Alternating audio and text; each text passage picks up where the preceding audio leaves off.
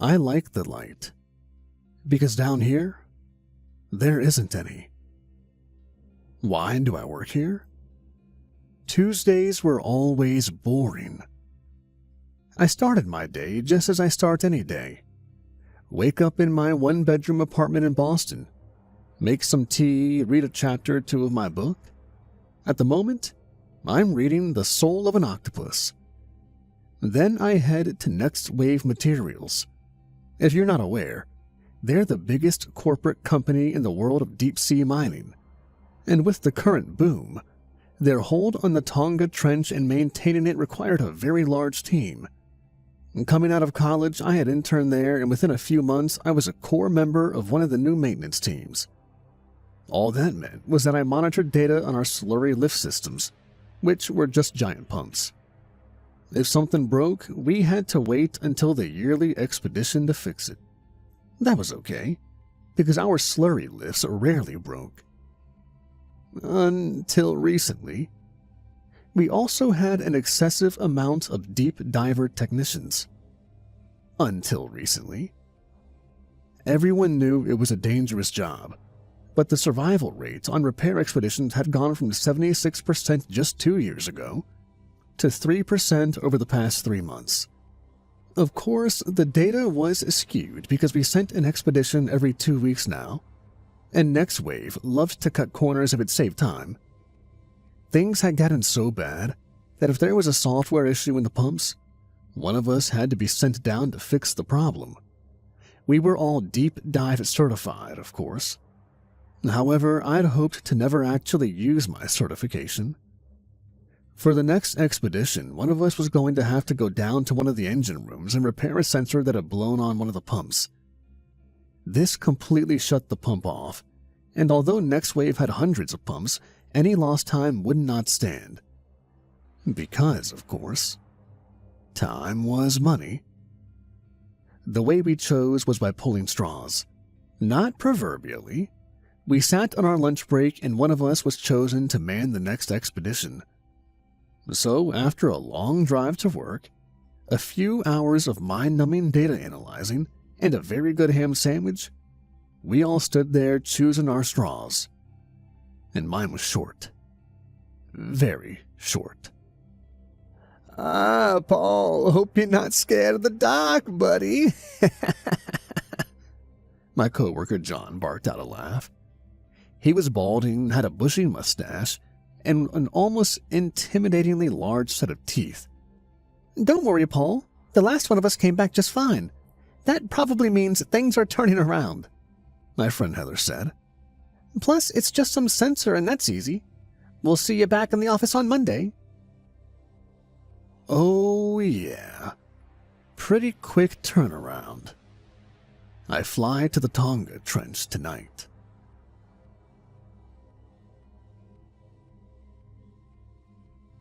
Here you go, Mr. Pierce. Janet handed me a sealed metal box full of wires and different computer parts.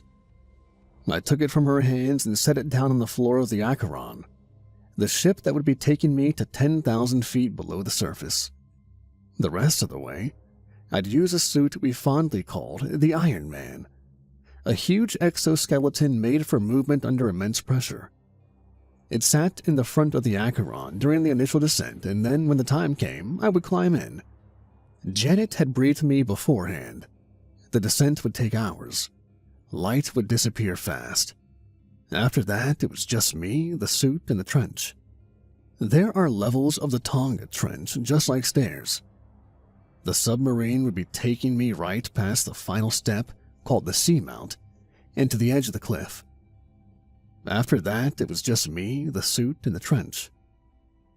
There were currently 3 lifts that were down. I would go to each of them, fix them, then radio to be called back. Simple. I was terrified. One last thing, in case the onboard radio fails. Janet handed me a thick-handled radio. It was heavy in my hands, and only had 2 buttons on it. Does that happen often? I asked. Janet shrugged. A few times, yes, but it should be fine. I wasn't sure to trust Janet on that one, but it made no difference.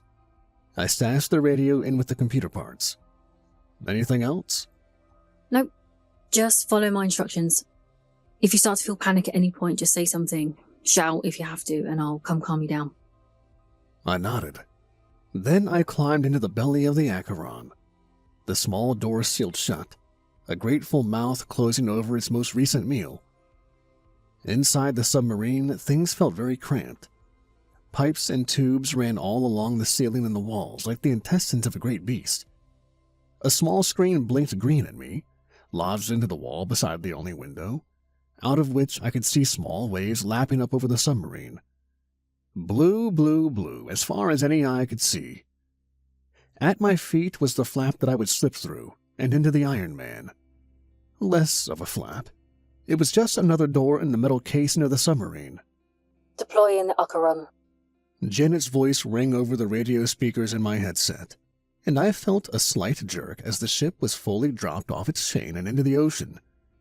I heard a hum behind me like a purring cat, and I started to descend. 2 things about me.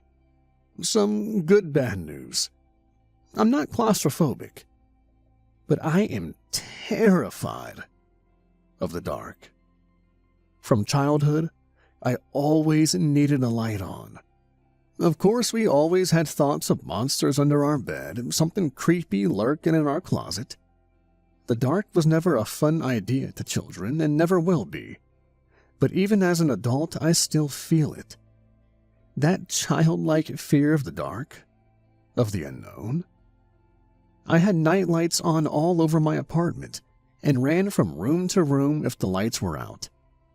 Darting upstairs, slamming doors, because I could always feel a presence.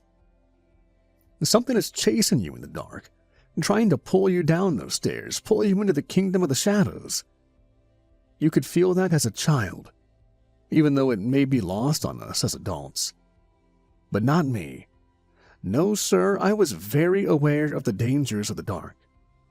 The blue outside had changed from waves to solid color, a sky of infinite blue, and with every second it grew darker and darker. The Acheron moaned and groaned every few minutes with added pressure. A sensor blinked red beside the screen, tracking our depth. It beeped once. We were in the twilight zone, already a few thousand feet down. Outside the window, I could see the beautiful depths as sunlight continued to try and pierce through, like arrows into a knight's armor. I put my hand to the window, trying to feel the powerful rays from inside the ship. How does everything look? I broke from my trance. Looks good. Not much data to go off of. How much longer? Until the cliff, about 45 minutes. We still have a mile to go due south before we descend much further. Alert us if you see anything suspicious or out of the ordinary. I nodded. A little confused, I asked Janet to clarify. What do you mean, suspicious? Should I be expecting something suspicious? No, just a precaution. The lack of information I was being given made me uneasy. In the expedition reports, which I almost always read, never stated signs of something out of the ordinary or weird. The missions were always very straightforward, until the redacted pages, which I assumed marked the details of the death of whoever was sent that week or month. Of course, these pages had to be redacted for family privacy. It wasn't everyone's business to know how a man or woman spent their last moments. The Acheron picked up speed as we got deeper, slowly progressing towards the trench. Not much happened in the next half hour or so. The blue outside got steadily darker, but I could still see light. I had not seen any fish my entire journey, but then again I had only one window to look through. The ocean was a big place after all. And suddenly with that thought, I felt incredibly small. I heard a beep. You are now entering the midnight zone, Mr. Pierce. I'm going to turn the exterior lights on now. Janet alerted me. With a loud clack, I heard the beams turn on outside the submarine. Only one pointed out the side of my window, but there was a little control pad I could use to direct it. I moved it around, seeing what laid out in the deep blue. I could still see for a distance, and it was still blue. A little bit below me, I could see a rocky landscape. The seaweed stretched long, slimy tendrils out of the ocean bed and towards the surface, swaying back and forth in the current. Apart from that, the ocean could not have looked more empty. Not a fish nor a whale, not even a bubble floated outside my window. The emptiness felt as if it would swallow me whole. Then I heard it. A deep, terrible moan. It was so deep it could have been the cry of the earth itself. It lasted for several seconds, and I clutched my ears to try and block it, but it was an impossible task. The tragic sound rushed through my body, physically shaking me, its tone so sad I almost began to cry. "Ah!" I cried out, hands clutched around my ears. Then it stopped, just as suddenly as it started. Whoa, hey, everything okay down there? Emergency? Janet's normally monotone voice was inflected with worry this time. I took my hands away from my ears and took a deep breath. "No, I'm fine. There was just a crazy noise. Do you know what that was?" There was silence. Then... What noise? We didn't hear anything. What? What do you mean? There was noise, like a moaning or something. Like a wail, but way more sad. No, nothing on our end. Timothy, did you pick up anything outside the ship? No, he didn't hear anything either. Are you sure you're okay? I was dumbfounded. The noise had been so loud, so terribly, terribly loud. How could no one have heard it? Was it in my head? Was I already spooking myself? Yeah, I'm fine. It must have been some feedback in my headset. How far are we from the cliff? Not far. Maybe 5 minutes. Paul, I need you to tell me you're okay.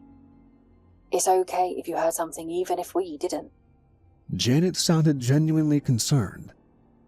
No, really, I'm fine. Just let me know when I should get ready to deploy in the suit. I shrugged her off. The next 5 minutes seemed to drag on. My view outside got shorter and shorter until I couldn't see more than a foot in front of me without the light directly in front. The midnight zone was beginning to feel like its name. I tried to look for the ground below me, but I couldn't see anything. Not until the last few seconds when I saw a smooth platform appear through the murk. The platform upon which we landed on extended 2 claws outside my window and secured themselves to the ship. There was a hissing noise, and the ship came to a full stop with a hiss. The lights flashed for a second. The screen blinked in front of me, pulling up an image of the Iron Man suit. I tapped it, and a loud beeping sounded off for a few seconds, and the word vacuum appeared on my screen in red. After a few seconds, the letters turned green, and, satisfied, the door to the suit fell open. You are cleared to enter the Iron Man suit, Paul. And make sure you bring the parts with you as well, and the radio. That'll ensure we don't lose contact with you. And if you see anything, don't panic. You know the trench. You know what's down there. Thanks, Janet. As long as this goes quickly, I'll be okay. Her reassurance of safety honestly made me more unsettled than I was before. I followed her instructions and grabbed the metal box of parts behind me. I climbed around the steering joystick and slid it into a compartment in the chest area of the suit. I took off my headset and set it aside before looking around just to make sure I didn't forget anything. Nope, all good. I slid into the Iron Man suit. The door shut above me, and for a moment, I was in complete darkness inside the suit. Then a screen came to life around me. It showed outside in a 360-degree view. Powerful spotlights stabbed into the inky water, still only making it a few feet before being overcome. I tested the arms and legs to make sure I had some control. I was able to move the hands and arms and somewhat lift the legs of the giant exoskeleton, although it did take some effort. I swiveled the suit around and fumbled around on the outside of the Acheron until I found where the suit was tethered to it. With a twist, I was able to detach it. While holding it up, I took it to the edge of the platform and attached it to a coupler. It clicked into place, secured firmly into the concrete platform. "Tether secured," I said. Janet's voice came over a speaker in the helmet. Perfect. Ready for us to take over? Yes, ma'am. Immediately, the suit spun back around without me instructing it to. The outside became a blur of black water. Then I could see we were facing the trench again. It stretched for miles to my left and right and impossibly wide. There was no possible way of knowing what lurked in those waters, even if you stumbled into it. I closed my eyes, unable to watch what was going to come next. Jumping.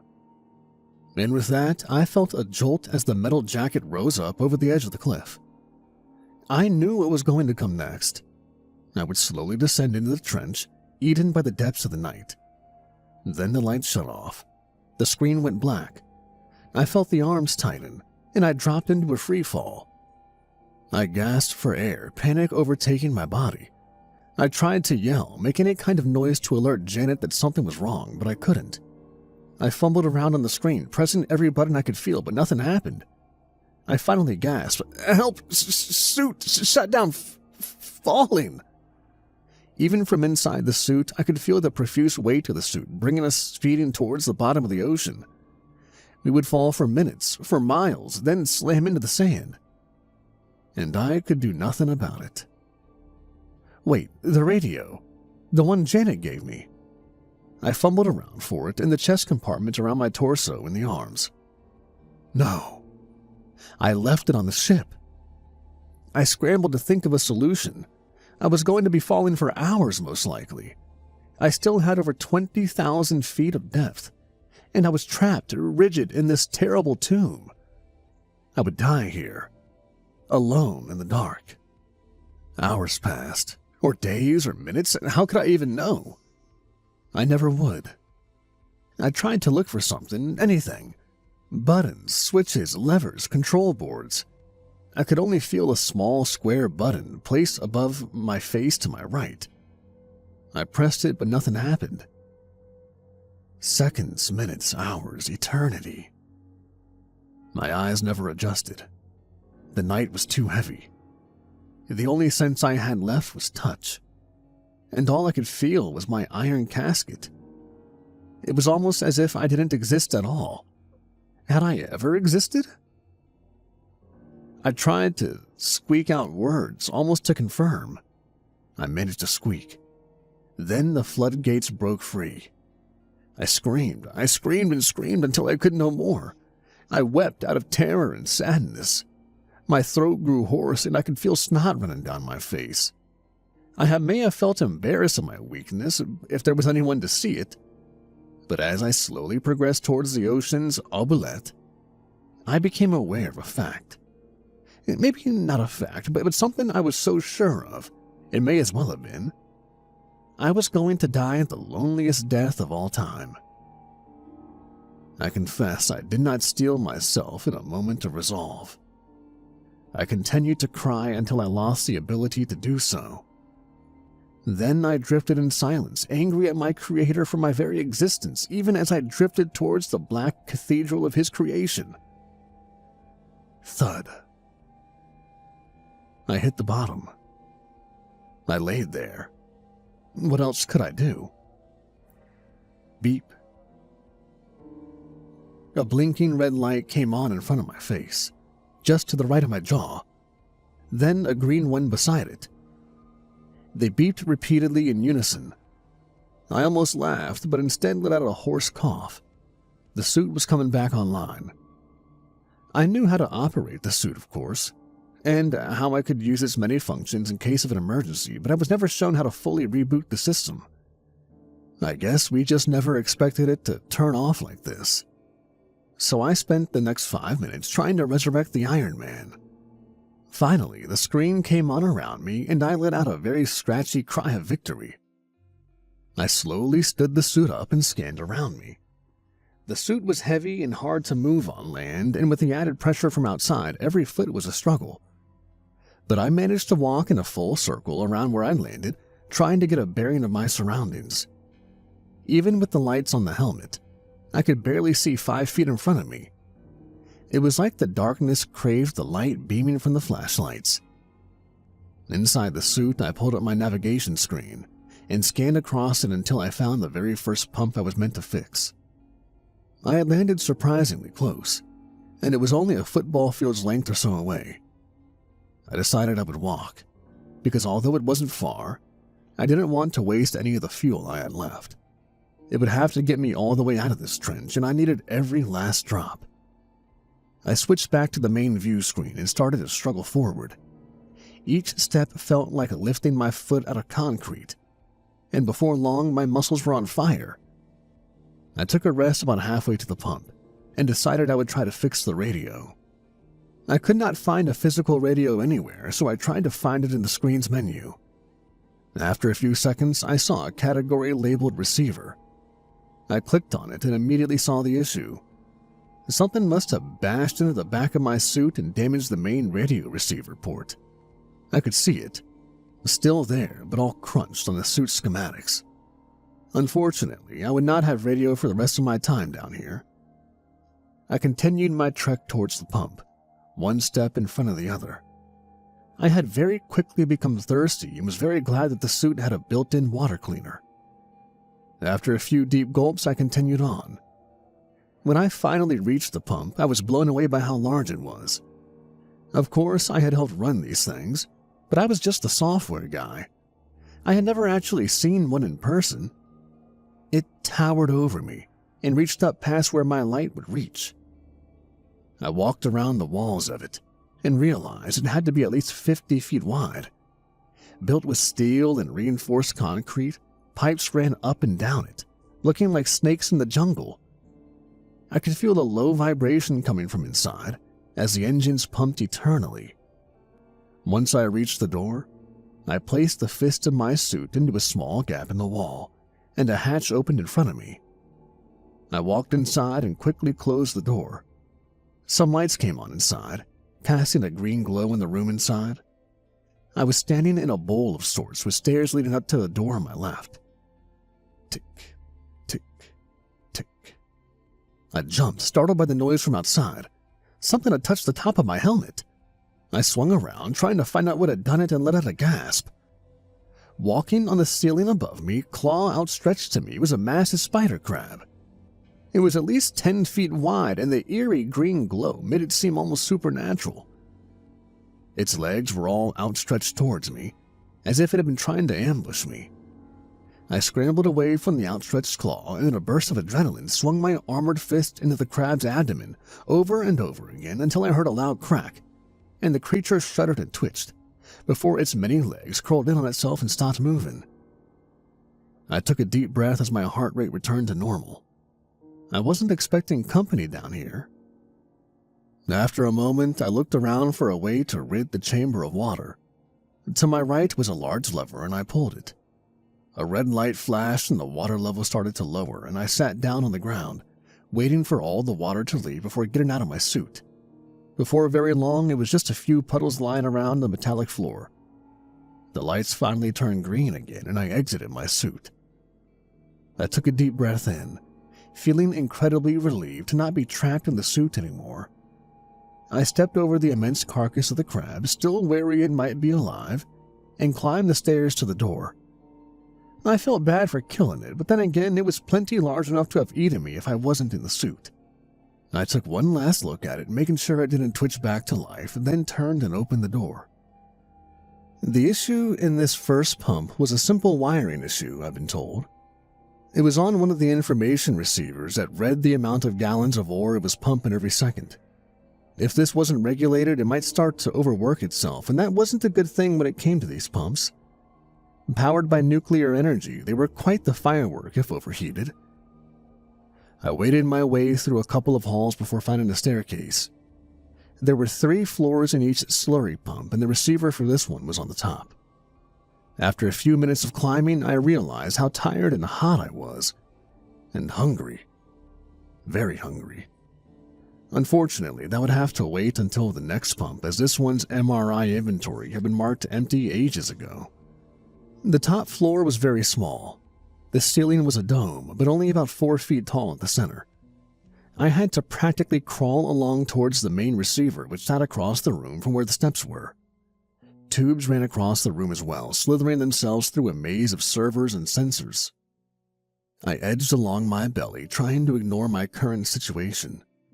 Squished in a giant metal box, under several thousand atmospheres of pressure, unable to communicate with the outside world. It only took me a few seconds to diagnose the server.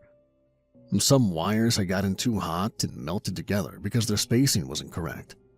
Most likely a bad repair. I went back to my suit, snagged on a roll of wire, pliers, and a soldering tool, and fixed the bad connection. Rebooted the system, and 20 minutes later, a little green light turned on, signaling that the pump was functional. I heard a deep grumbling. I started at the noise and looked around. On my hands and knees, I wasn't very mobile. Oh, I felt dumb. It was just the grinding of the pump's many clogs and wheels turning back on. Before long, I could hear material rushing through the tubes all around the room. No flashing red lights, no alarms, nothing. Good. I gathered up my tools and crawled back to the stairs. I traipsed down the stairs and went over to the control board that was in the middle of the second floor. The room was practically empty except for the control board. A chair was placed in front of it, making it look like the cockpit of a spaceship. To my left, against the wall, was a large screen that, if I turned on, would show a view of the outside. And on my right were several shelves where the MREs were stored, which of course were empty. I sat at the control board and looked at a couple of diagnostics. Everything checked out. Time to head to the next pump. Beep, beep, beep. Maybe it wasn't all good? I looked back and my breath caught in my throat. On a little readout under the screen labeled security, a yellow light was blinking with the message unauthorized presence. Address immediately. The screen showed the bay below me, empty except for the Iron Man suit and the dead crab. The light continued to flash, and the message would not go away, no matter how much I tried to clear it. Stupid computer, there's nothing down here! The beeping was incessant. I didn't want to leave the pump with an alarm actively going off, so I headed to the stairs to go get some of the tools to fix the obviously broken sensor. As soon as I reached the stairs, the hair stood up on the back of my neck. The sweat dripping down my back felt like ice. I looked down the stairs at the open bay door below and felt like a kid again, afraid to go into the basement. I wanted to run away as fast as I could, up to the third floor and curl into a ball and hide. The light flickered in the bay, and I swear I saw someone standing below me, tattered shirt, old boots. But then it was gone. I went back to the computer, careful not to turn my back on the stairs, as the sensation that I was being followed was unbearably strong. I took a quick glance at the screen, then back at the stairs, and then again. The bay was still empty, no one was here. Yet the alarm was still going off. Then the alarm stopped. The silence was so strong, I wanted it to come back as if it was keeping me company. I looked around the room, holding up the soldering iron. Then above me, the door to the third floor opened, then closed. Nope. I booked it for the stairs to the bay below, slipping down the last few steps. I could feel something behind me, but every time I looked back, there was nothing. I told myself I was being stupid, just my own fears playing tricks on me, but the image of the man in the bay doorway was burned into my retinas. I climbed into the Iron Man suit, smashing the on button. It powered up, and in a split second, I was back in my own suit of armor. I let out a huge sigh of relief. I felt safe again. I took a scan of the room from inside the suit. Empty. I was being stupid. With nothing else to do, I started to prepare to leave. After a few minutes of plugging away at the interface in my suit, I set up the coordinates to the next pump. I still wanted to preserve fuel, just in case. Once they were locked in, I pulled the lever on the wall, the doorway slammed shut, and water started to fill up the room again. The green lights came on, and I found myself looking in the corners of the room for the man I was so sure I'd seen. Once the room was full of water, the exit door slid open, and with a jolt I walked out back into the trench. I turned around to close the door, and as I stuck the suit's metal arm into the wall, I felt it again. The presence. The door started to slide close. and as it did, I saw a man standing inside the bay. He didn't struggle to breathe. He wasn't panicking in the water or being crushed. In fact, he didn't do anything. He just stared at me. And right before the door slammed shut, I read the logo on his t-shirt, which read, "Next Wave." I was standing in a giant metal suit at the bottom of the ocean, and I had just seen a ghost. No, you're being crazy, I told myself. But he was right there. I saw him. I had not recognized the man, but he was wearing a company t-shirt at the bottom of the ocean. I had to be tricking myself. The darkness, hunger, it was playing tricks on me. I just need to eat, I assured myself. I tried to shake off the feeling of the apparition's gaze and turn my focus back to the mission. I didn't feel great about continuing any further, but the next station had food and I was hungry. I would at least go there. The trek was about a mile this time. I used more of the suit's propulsion than before, trying to get out of the open darkness as soon as possible. No matter where I looked, there was nothing. Had it gotten darker? Even the sand below me was barely visible. It was dark. It felt like I was drifting through space, but without the stars. I didn't see any crabs this time. It was almost like they too knew it had gotten darker. Of course, I had no way of proving that. It was a pure gut feeling. The growl in my stomach told me it didn't matter. The second pump had been out of commission for almost 3 months, which was abnormal for Next Wave. They had told me in the briefing that every few days it came back online and appeared fully functional, so they hadn't prioritized it. But last week they had sent 2 individual missions to fix it, and both had lost contact, supposedly before reaching the second pump. I was within a few dozen yards now, so I turned the propulsion system off and finished on foot. The pump was just as tall and intimidating as the first, with its many vines of tubes and pipes. I could hear the pump working as well, which surprised me. The ground beneath me shuddered and vibrated from the slurry's efforts. Evidently, it was having one of its "I'm perfectly fine and in working order" phases. I walked around the pump, quickly finding the bay entrance. I stuck my arm in the wall, opening the door. Only it didn't open. I tried again, still nothing. Maybe the other arm? Nope. I looked at the door in frustration. Had the door failed? I raised my arm to try again, but before I could, the door slid up and opened. The green lights of the bay welcomed me inside. Maybe it was delayed? I questioned. The bay looked the same inside as the last pump had. A slight bowl in the middle, steps leading out of it to the door. I looked around to double-check for crabs and entered, pulling the lever. As the water dropped, I read through the notes on this pump, and judging on the lack thereof, I assumed this pump was going to take me longer. I stepped out of the suit, my boots splashed in a large puddle. I decided I would just take all of my tools this time and grabbed as many as I could, stuffing them in my pocket. Unable to fit any more, I climbed out of the bowl, up the stairs, and to the door. I opened it and was immediately hit with an appalling smell. The stairs led up through the darkness to the second story, where a warm light was glowing. Just the same as the first pump, but the smell of rot, seawater, and something I didn't recognize attacked me with a vengeance. I stumbled back a little bit, holding my shirt sleeve up over my nose. Had something died? Maybe some crab? But how did it get to the second floor?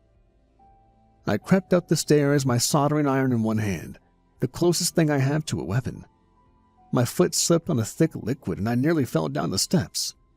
I crept closer to the top, starting to hear a whirring noise. Then the lights went out. The noise stopped. The whole pump shuddered to a halt. I fumbled for my flashlight as a feeling of being watched came over me. I peered into the darkness, but no matter how dilated my eyes became, there was no chance of seeing anything in this darkness. Click. My flashlight illuminated the rest of the staircase, and I let out a gasp.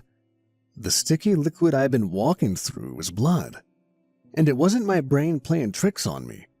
Some of it was dried, caked to the wall. Some of it seemed very fresh. I gagged. Where was all this coming from? I continued up the steps, muscles tense, my senses on full alert. At the top of the stairs, I waved my flashlight around the room, appalled. Just like the last pump, in the middle of the room was the control board, but spread out all across the room were heaps of crab bodies. Legs torn from their torsos, thrown around the room, guts spilling out, filling the air with a putrid smell. Some were old and dry, others were wet and slimy. I walked towards the control board, where one was on its back, a wrench stuck deep into its belly. I reached to move it away, grabbing one of its legs. The leg jerked back from my grasp. I let out a yell and jumped back. It was alive, just barely. It let out a clicking noise, then fell off the control board with a splat. I crept closer and kicked the giant crustacean away from me. What happened here? The mystery of the blood on the stairs was solved. Now I was faced with another. Then the feeling of being watched came back. I spun in a circle, trying to catch my watcher unawares. Nothing. I had to get the lights back on. I put the butt of the flashlight in my mouth and got to work on the control board. To my surprise, everything seemed fine, covered in slime and crab blood, but I couldn't diagnose an issue. I flipped the light switch just to see. Oh, thank you. Now I can see. Goosebumps ran up my arms as the lights came on and I heard a voice. A human voice. In the bright LED lights, the carnage of the crab piles looked so much worse. Blood splattered the walls in horrific patterns and pooled under the carcasses. "Who's there?" I yelled. I was slowly backing towards the stairs. "Oi, I'm sorry. I don't mean to hide. The dog just scares me, you know?" The owner of the voice appeared from behind one of the shorter piles of crabs. He must have been crouched down. Blood covered his formerly white t-shirt, on which I could just make out next wave, and his cargo pants had stains all over. His feet were bare and black. Whether from blood or other reasons, I don't know. He was incredibly thin and brushed away slimy hair out of his smooth face with bloodied hands. He waved at me cheerily. "What the hell? Who are you?" I held the soldering iron out in front of me like a knife. "What are you doing here?" "Cry hello, man. It's all right. I'm so happy to see you. I haven't seen people for so long." He held up both hands in surrender. "Did you come to rescue me?" Slightly less worried about the strange man, I shook my head and let my soldering iron rest at my side. "No, I was just coming here for routine maintenance. We had a few people get lost down here, but we didn't expect to see any of them alive." "Oh, I guess that makes sense. Wait, what's your name?" He perked up a little, then became somber again. "I don't remember. Maybe you could tell me." He smiled like a schoolboy through stained teeth. My heart sank. This man had been driven to insanity, and what could I do for him? "I don't think I can tell you your name. Sorry, man. But maybe I can help you get home somehow?" The man jumped back, staring at me in shock. "Home? Nah, we can't leave. We can't ever leave." He shook his head matter-of-factly. "What? Don't you have a suit?" Nah, it's broken. That's how I get stuck here. That I remember." How'd it break?" "That part I don't remember. Sorry, sir. Hey, you must be hungry. You want some food?" My stomach gurgled in response. "I'm starving. Do you have some?" "Yes, sir, right over there." He pointed to the row of steel cabinets on the walls. I weaved through the mounds of crabs toward them and opened one of them up. It was full from top to bottom. I immediately grabbed the closest one to me and prepared it. As I did, the stranger walked over to me, smiling as I devoured 3 MREs. I truly don't think I'd ever tasted better food in my life, or whatever this mixture qualified as. I was so distracted that I was halfway through my 4th bag before I realized something. These things should last years, and with how much they stuffed into these cabinets, several people could have lived here for months before they even had to worry about rations. Why was this man gutting and eating crabs? I looked at the stranger curiously. Do you want some? He simply shook his head and smiled. I gulped, suddenly apprehensive. I decided conversation was for the best. Hey man, I know your suit broke. I might be able to fix it for you. Where is it? Nah, I don't want it fixed. We need to stay. It's good to stay, you see? His eyes were wide, nodding encouragingly. He was crouched down behind me, elbows on his knees, picking at his bloody fingernails. He had been the whole time I was eating. No, I'm not staying. You can't either. Where's your suit, man? I was getting more than apprehensive now, but he had to have been the one watching me in the dark, and he didn't do anything. I turned around and got up, starting to walk towards him. It's fine, man. I'll help you get out. No, you have to stay for his glory. He was angry now, and I could see his skinny, seafood-fed arms tense up as he stood. Whoa, calm down. What are you talking about? He was creeping towards me, a wild look in his eyes, his kind demeanor fully gone. He provides for me, so I must provide for him. You'll see, he said. He inched closer to me, an animalistic look in his eyes. Hey, back off, man! The man lunged at me, and I turned and raced towards the steps, slipping and sliding across the room. I grabbed the railing, skidding to a halt as he shot up behind me. Wait! Nar, don't leave! He screamed.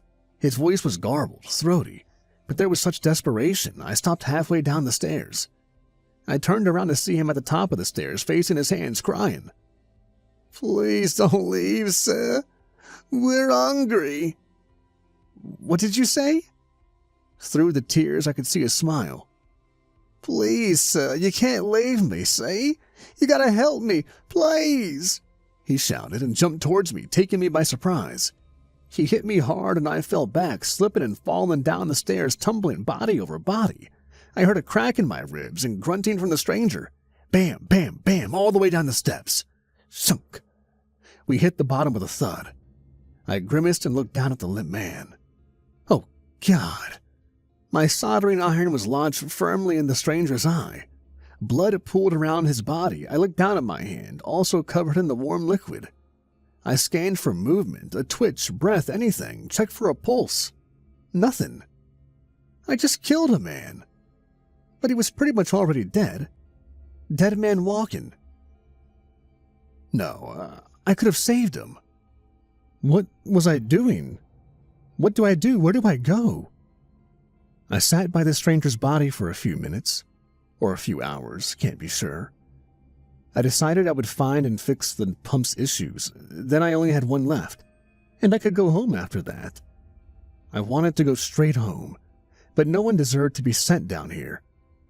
I looked at the face of the man I killed, soldering iron protruding from his skull. He said he had a suit, but it had broken. Where was it? I stood up, wincing at the sound that came from my ribs. I peeked into the decompression bay and made sure I hadn't missed it when I first got here. Yep, it was still just my suit in the bay, sitting at the bottom of the concrete bowl. There was no way he could have fit it through the doorway and up the stairs, though, unless he had dismantled it.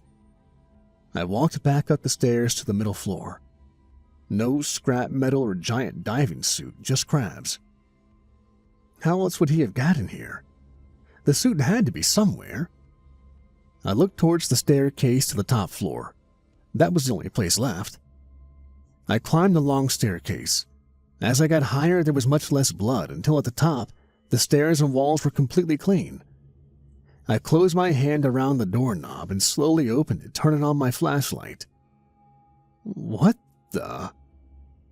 Across the walls of pipes and servers and processors and across the whole ceiling was writing. Archaic, unrecognizable writing. Some of it was very small and hard to make out.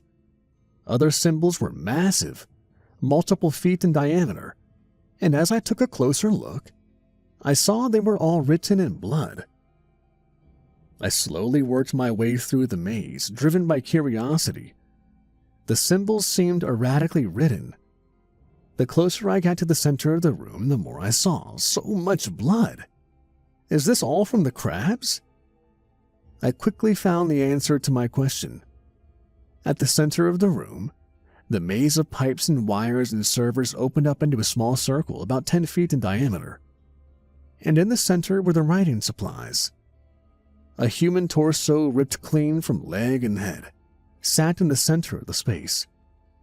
The chest and stomach had been torn away and all the organs removed and replaced by blood. A human paint bucket. And the brush was what I assumed had to have been the poor person's arm, fingers all removed. It sat lodged in the rib cage, slowly decomposing. Fuck. And above the remains on the ceiling was the biggest symbol of art yet. But the harder I looked, the more I realized it was something different. Tentacles, like an octopus or squid. They almost seemed to be reaching for the body below. I don't know how long I stared at the painting. The more I looked, the more I felt their presence. Its presence. His presence.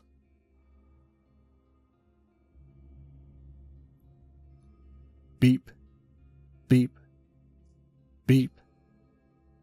What's that noise? Why is it so loud? Beep, beep, beep. Ugh. My trance broken, I started up, almost hitting my head on the low ceiling. I crawled through the maze as quickly as I could, away from the blood-filled torso, away from the painting. I tumbled out through the door and slammed it shut, my heart pumping at an alarming rate. I ran down the stairs, across the second floor, dodging around dead crabs, skidding to a halt in front of the control board. Warning signs of all kinds were flashing. Hull breaches, oxygen level warnings, overheating, generator failures. I couldn't fix this. I dashed away, heading for the decompression bay. I had to escape. I had to get out of this trench. What the hell was going on? I blew through the door into the bay, sliding down the stairs and into the bowl, stumbling into my suit. And turning it on, I emptied my pockets of any tools that hadn't already fallen out before pulling the lever on the wall. Water started to fill up the room, which had a strangely comforting feeling. I just have to get to the top of the trench. They can't get me from there. The door opened and I stepped out into the ocean again. I wasn't going to waste any time. The darkness was enveloping and the comforting feeling it brought me mere moments ago was very quickly chased away by that familiar feeling of the dark. Yet now it was loaded with thoughts of tentacles, people torn apart, ancient beings. I looked from side to side constantly as I walked further from the pump. If those warning signs were real, I didn't want to be around at the pump, Blue. Anytime I saw a rock or a spider crab under the light of my flashlight, my heart dropped. Finally, after about a mile of walking, I decided I was safe enough. I checked my systems over and took off, sending my engines full force towards the sky, up and out of the trench. I rose higher and higher, hundreds of feet, 1,000, 2,000. As I rose higher, I smiled. I would get home and quit my job and never look at the ocean again. That would be good. Then I stopped rising. No matter how hard I pushed, I couldn't gain elevation. I looked at my suit data. No warnings. Then, with a terrible lurch, I started to fall. The suit started to beep and scream as the speed of the fall almost made me black out. I was hurting from the trench floor. I yelled in frustration, bashing the screen. Bam! Bam! I hit the sea floor and blacked out.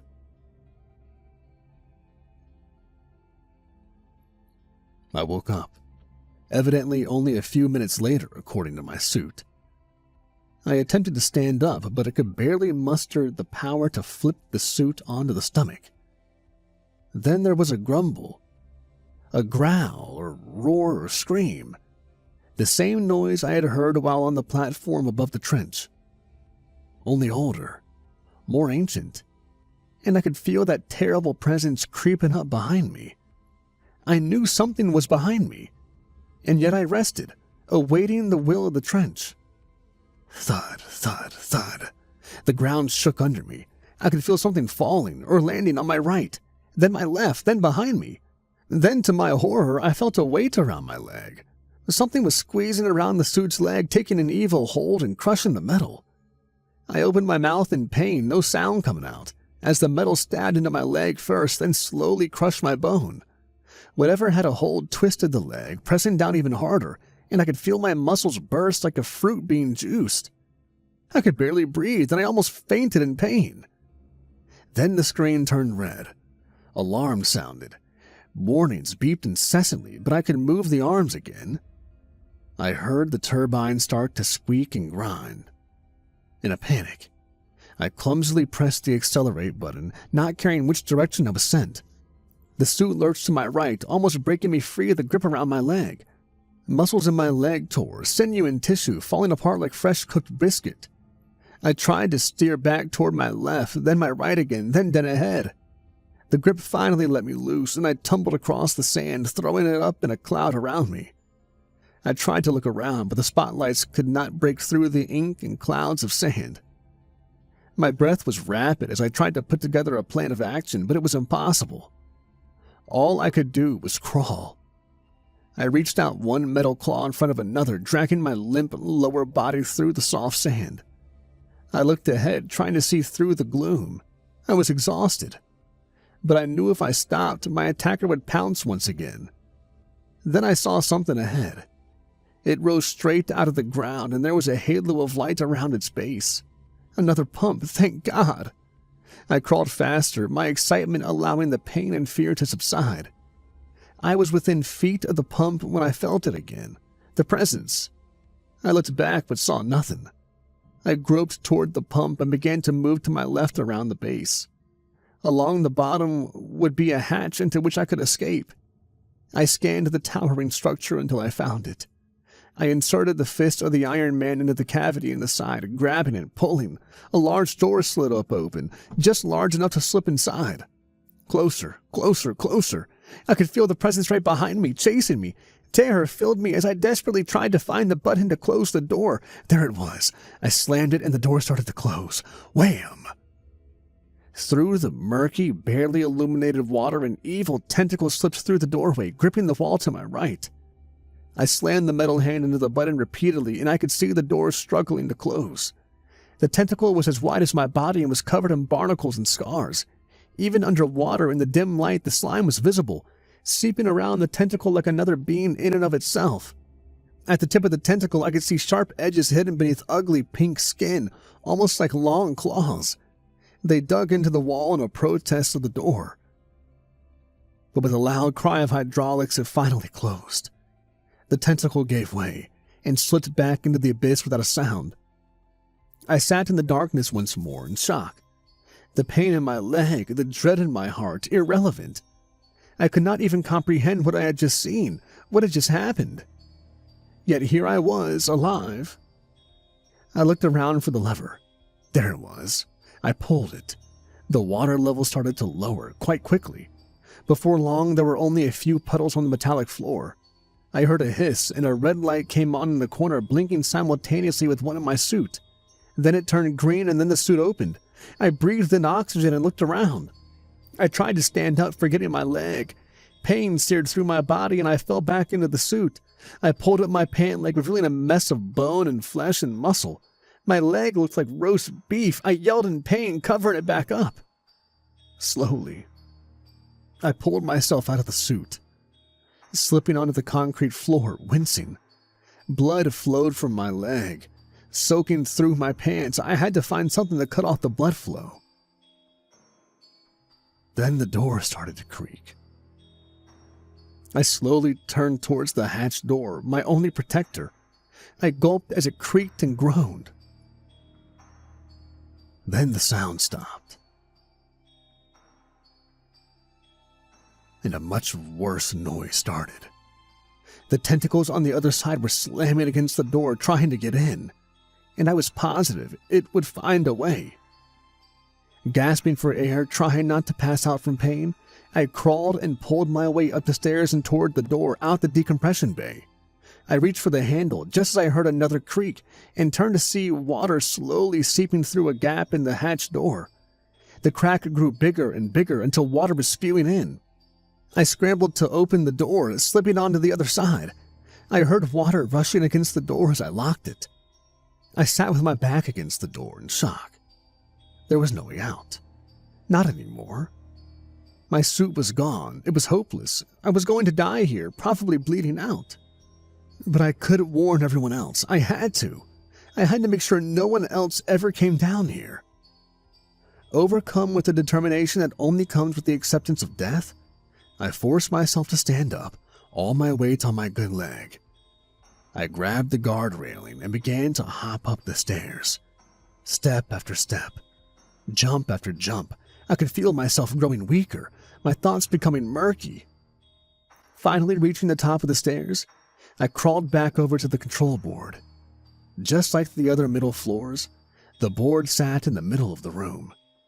Cabinets lined the walls, but unlike the rest of them, a giant black screen hung on the wall. Then I heard another rumble. This one sounded angry. I looked up at the screen and gasped. I thought it had been turned off. I was now staring at a giant eye, green and evil, deep and ancient, its pupil at least 20 feet wide, and it was staring right back at me. As I gazed into the eye, I could feel my mind slipping. I clutched at my head as pain seared into my skull all the way down my spine. It felt as if something else had forged its way behind my eye sockets and was coiling around my brain. As if the creature had worked its way inside me, the tentacles eagerly searching for a place to swim. I seized and fell to the floor as I felt the beast squeeze inside my head. I began to rip away at my hair, tearing clumps out covered in sweat and blood. My teeth gritted in pain, and as the tentacles began to work their way down my spine, I heaved and puked all over the control panel. Memories flashed before my eyes. Some of them mine, some of them not. I saw myself through the creature's eyes as I writhed on the floor, clawing at my face in agony. I saw the beast's home, his children. I could hear its voice. I spit out blood and dug my fingers into my sides as the squeeze on my brain continued. I begged for it to stop, even as I tasted a sludge in my mouth, as if my brain was being juiced and escaping through me. I gagged and closed my eyes, begging the pain to stop. And then it did. All the pain left my body. I opened my eyes, looking around the peaceful room and up at the god's curious, caring eye. I stood up, my crushed leg fully renewed. I was healed. I heard his voice clearly, giving soft commands, and I understood. I stepped towards the control board, swiping away my bile and typed in my message. I had to make sure it got to Janet and all those above. With the final press of a button, I prayed it would reach the surface. Until then, I would wait.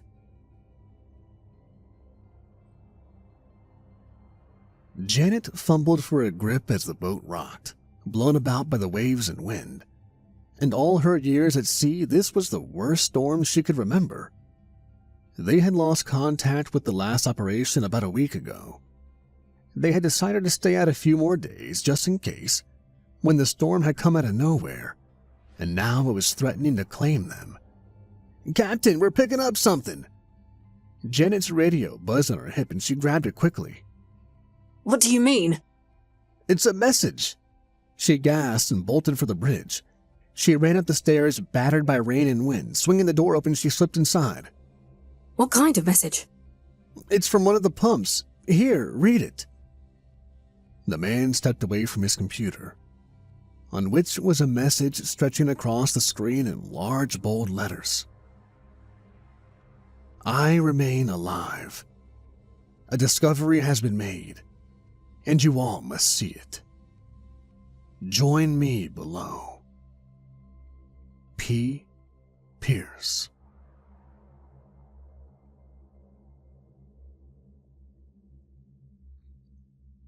Hey everybody, Kevin here from Nightmares Nightly. If you made it this far, I want to thank you all for listening. I know this story had a few, plot holes here and there. The main one that got me was the fact that you Okay, the guy seemed very unfamiliar with how to do his own job, so that was kind of annoying. What bugged me the most, and sometimes you just have to say screw it and suspend disbelief, and so you can enjoy the story to whatever degree, was the fact that you cannot just fall down, the entire sea in an Iron Man suit. Like, that's not how it works. Not even a pressurized suit. First off, they don't make pressurized suits that go that deep. And then, you can't go down that fast. You can't come up that fast. You'll die. You'll get the bends. So, there were a couple things in here that got me a little bit. The author kept writing the words MREs as MRIs, and the first time I said MRI and I didn't catch it, and then I didn't want to go back and find it because I was going to have to re-record. I didn't catch that he said MREs, or that he said MRIs when he meant MREs, until like 20 minutes after the first time he said it, and I just could not be bothered to go all the way through and find exactly where it was, and then re-say that one sentence. So that's in there too. That bugged me a little bit, but I did enjoy the story overall. I liked it. Was a very kind of he kind of almost turned into his own little anglerfish in the end for whatever Cthulhu-like being was down there, whatever kraken, whatever sea monster. It's using him and the others to lure people down, and I did think that was kind of cool. So I did enjoy the story as a whole. I want to thank everybody so far that has joined the Patreon. That is helping me out tremendously. I cannot thank you enough. It allows me to take a little bit of time off. It allows me, I haven't been able to write recently, so it allows me to write more. A lot of just so y'all know, a lot of my stories that I write, I'm going to be putting them to Patreon exclusively. So a lot of the series that I have so far are, everything that's on YouTube will stay on YouTube, most likely. But the continuations will continue on Patreon. Maybe YouTube memberships, but Patreon is just much better because they only take 20% and YouTube takes like almost 50%. So that'll help out a ton. Trying to get that stuff out, content out there regularly on both. And also, the Patreon helps pay for the studio that I have yet to build, that I can't wait to get done. I cannot wait to get done, because all the time I'm recording and then I gotta stop. Someone's mowing their grass, someone's, the trash truck is coming by, the school bus. All those can be pretty frustrating.